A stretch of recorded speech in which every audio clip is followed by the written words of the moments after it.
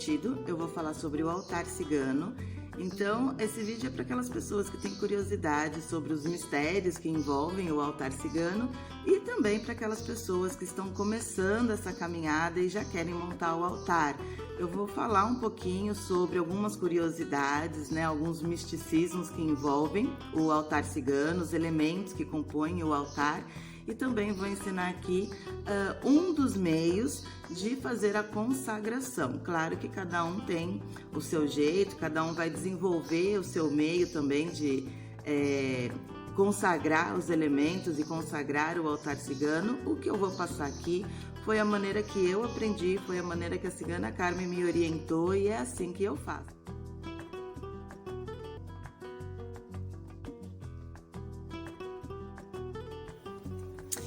Então, vamos lá. Vamos começar falando aqui sobre o que é um altar, né? O altar, ele é uma espécie de mesa, tá? Destinada à adoração em qualquer religião ou segmento pagão. Ele representa um ponto de energia que é usado para invocar ou evocar determinada entidade, divindade ou energia. Então, sendo assim, o altar ele é uma maneira de você ancorar a energia invocada e acumular mais energia para a manifestação daquilo que você está pedindo, desejando, cultuando. O altar ele também ajuda na hora do ritual, pois você vai estar com todas as representações necessárias que te ajudarão a manter o seu foco e a sua atenção naquilo que você deseja, tá? Um altar, obviamente, é algo particular, então se você tem um mentor, uma cigana, um cigano, como mentores, ou qualquer outra energia, qualquer outra entidade como mentor, a melhor maneira, obviamente, de você montar o seu altar é seguindo as orientações deles, tá? Por isso que eu disse, que aqui eu vou passar a maneira que foi passada para mim, tá? A forma que a cigana Carmen, que é minha mentora, passou para mim. Mas de qualquer forma, vocês podem usar esse meio, que eu vou ensinar aqui, que é um jeito simples, é um jeito prático de montar o altar. Precisa ali dos 4 elementos fundamentais que eu falei um pouquinho sobre eles, fiz uma passagem bem rapidinha, bem básica sobre os 4 elementos no vídeo anterior. E outros elementos que vocês também então podem vir a agregar. Eu vou falar um pouquinho sobre outros elementos para que vocês possam também agregar aí no altar de vocês, tá?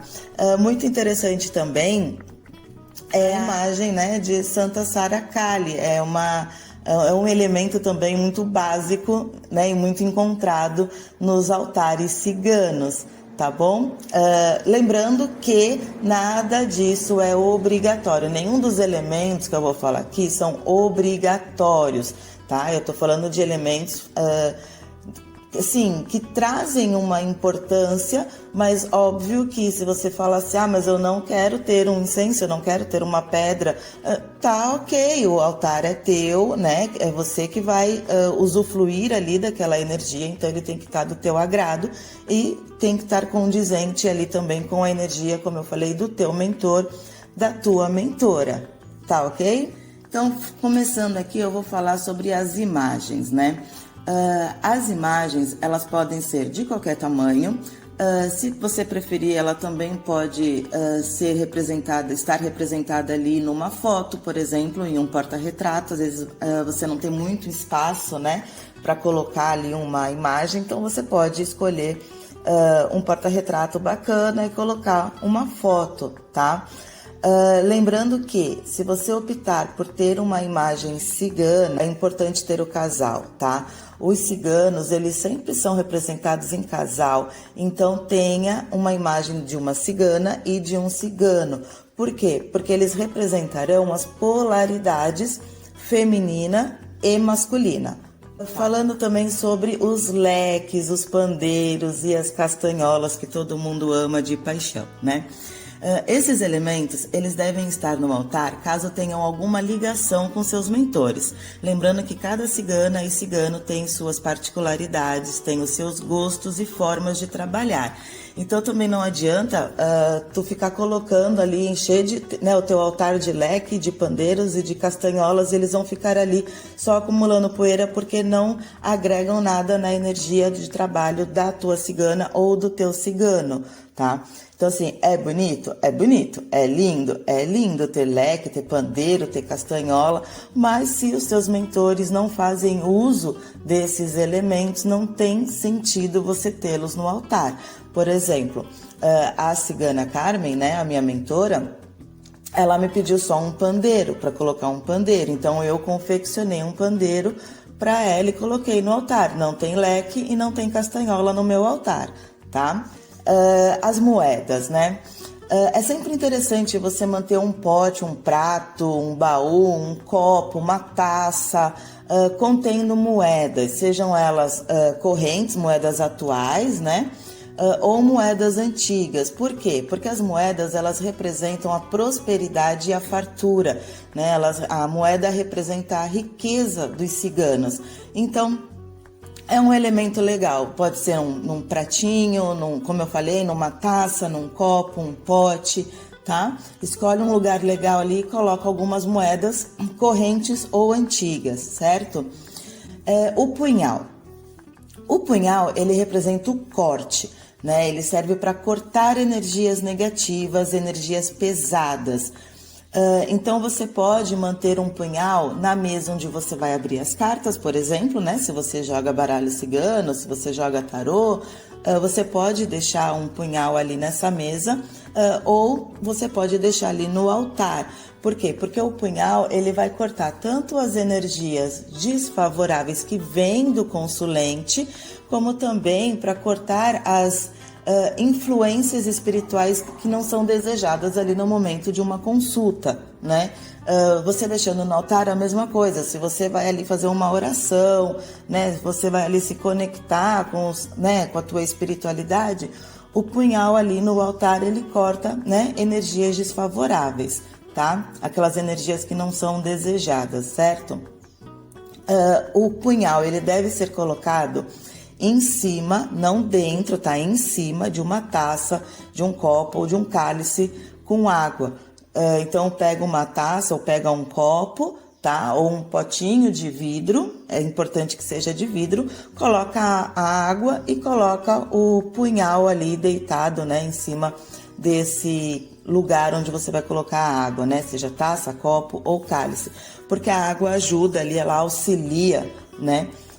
O punhal no trabalho dele, tá? Em fazer toda essa limpeza, né? De fazer o corte, enfim, certo? A toalha, ela serve para forrar o altar, né? Então ela deve ser escolhida de acordo com a sua intuição ou conforme o teu mentor ou a tua mentora designarem, né? Então pode ser uma toalha toda colorida, de uma só cor, enfim, pode ter penduricalhos, bordados, tá? Tenta seguir ali a tua intuição, tenta seguir a orientação do teu mentor, da tua mentora, principalmente em relação à cor. Que nem, por exemplo, a minha mentora cigana Carmen, ela não utiliza a cor marrom, né? Ela foi muito específica quando eu fui providenciar a toalha, que não poderia ter nenhum detalhe marrom, não poderia ter nada na cor marrom na toalha, porque o que ela me passou é que a cor marrom, ela atrai miséria, né? Então ela foi muito criteriosa, ela pediu para que não houvesse nenhum detalhe na toalha na cor marrom, tá? Então talvez possa ser interessante vocês evitarem, né? Por exemplo, a cor marrom. A cor preta, em determinados casos, ela pode causar um bloqueio na conexão. Como eu falei, vai depender muito do tipo de trabalho do teu mentor, da tua mentora. Em alguns casos, o preto, ele bloqueia essa conexão. Por exemplo, quem já foi num centro espírita, né? Num centro de mesa branca, num centro de umbanda, eles sempre pedem para que você vá com uma roupa, né, de cor clara para tomar o passe, né? Para justamente não bloquear essa conexão. Então, quem acredita, né, nisso pode evitar também a cor preta para usar na toalha do altar, tá? Em geral, na tradição dos ciganos, né, eles gostam muito de cores alegres e de cores vibrantes, tá? Flores e frutas. É sempre interessante enfeitar o altar com flores naturais. As ciganas, elas gostam muito de flores naturais. Não que você não possa ter uma decoração ali com uma flor artificial, mas aí você tem que ter em mente que essa flor artificial, ela vai ser decoração, tá? Ela não vai ter ali um poder, ela não vai ter ali uma energia, não vai ter ali uma vibração, tá? Então, se for para ser usado ali como energia, tem que ser flor natural. As frutas. As frutas, elas podem ser ofertadas de acordo também com o mentor, de acordo com a mentora. Frutas sempre que tenham de preferência muitas sementes, tá? E sem espinhos. Então você pode optar por ter no altar um pequeno vasinho, né, com flores que se adaptem a ambientes fechados, né, dentro de casa, tipo orquídea, espada de São Jorge, elas ficam super bem dentro de casa. E as frutas, elas podem permanecer no altar por até 3 dias e depois elas podem ser consumidas ou doadas, tá bom? Agora falando sobre a consagração, né? Todos os elementos do altar, eles podem ser consagrados, isso não é regra. Assim também como você pode optar por não consagrar, tá? Como eu falei, a consagração, ela não é uma regra, não é uma obrigação. O que significa consagrar?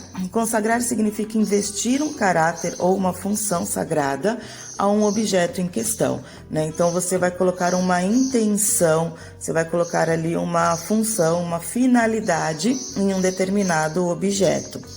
Uma das formas para se fazer essa consagração é preparar uma poção mágica, por exemplo, com alecrim, manjericão e hortelã, tá? Essa é a poção que a cigana Carmen me ensinou para fazer a lavagem, né, para fazer a consagração dos objetos. Então você vai ferver um pouco de água e vai fazer tipo um chá. Você vai colocar ali alecrim, vai colocar o manjericão e vai colocar ali o hortelã, vai deixar ela por um período de tempo ali, por uns 10, 15 minutos mais ou menos. Depois você vai coar, vai pegar um pano, de preferência um pano novo, tá? Vai molhar nesse chá, nessa poção, e aí você vai passar em todos os materiais, dizendo e pedindo que as energias dos fabricantes, né, e de todos que manusearam aquele objeto sejam removidas e que tais peças então sejam purificadas e limpas. A toalha também pode ser lavada com essa poção. Você pode fazer uma quantia maior desse chá e deixar a toalha ali de molho, deixar a toalha ali por um tempo. Depois você, né, tira o excesso de água, estende e a toalha está pronta para usar. Depois que todos os elementos eles estão purificados e limpos, né, com esse chá, com essa poção, aí você vai então começar a investir a função sagrada que cada elemento vai ter. Como a gente já disse, para isso podem ser usados 4 elementos fundamentais: água, fogo, terra e ar, tá? Então você vai colocar esses 4 elementos em uma mesa, você vai pegar o elemento, o objeto que vai ser consagrado e vai passando pelos 4 elementos, dizendo qual é a função sagrada para tal elemento. Fazendo um movimento circular, sempre no sentido horário, para movimentar ali uma energia positiva, tá? Então você vai passar o objeto pela fumacinha ali do incenso, né? Você vai passar esse objeto ali pela terra, que é o elemento, né? A pedra, que é o elemento terra. Enfim, vai molhar ele ali com a água, né? O objeto que pode ser molhado, tá? Enfim, vai passando nos 4 elementos, no elemento fogo, que pode ser uma vela, né? Então você vai fazendo movimentos circulares com o teu objeto em cima desses elementos, tá? O baralho cigano, ele também pode ser consagrado, tá? Você pode consagrar carta por carta, colocando ali, investindo ali os seus significados em cada carta, ou você pode pegar o maço de baralho de uma só vez, né? Todas as cartas, e ir passando em todos esses elementos, fazendo, né, um movimento circular e pedindo ali, dizendo qual que é a função daquele baralho. É legal, por exemplo, porque tem pessoas que consagram um baralho só para relações, para situações amorosas, tem baralhos terapêuticos, baralhos só para questões financeiras, baralhos só para questões objetivas. Então você pode consagrar vários baralhos, né, para diferentes funções, tá? O baralho cigano, depois que ele é consagrado, ele deve permanecer, é interessante você deixar ele aberto no seu altar por pelo menos uns 3 dias, tá? Porque assim ele vai absorver e vai se conectar com a energia do altar. E aí sempre que você colocar o seu baralho ali nesse altar, o próprio altar já vai fazendo a conexão com o baralho e vai fazendo a limpeza também, que é interessante, tá? É sempre aconselhável, após uma consulta, você fazer a limpeza do baralho cigano. Então é isso, eu espero que vocês tenham gostado. No próximo vídeo, me pediram para falar um pouquinho sobre ética, como desenvolver, né, uma consulta com o baralho cigano, enfim, esclarecendo algumas dúvidas, né, sobre como cobrar, enfim, como lidar ali com o consulente, com a consulente, o que falar, né, como lidar com algumas situações que saem durante uma consulta, tá? Então, se você tiver interesse em entender um pouquinho mais sobre a dinâmica da consulta, ativa a notificação para saber quando que eu vou colocar o próximo vídeo.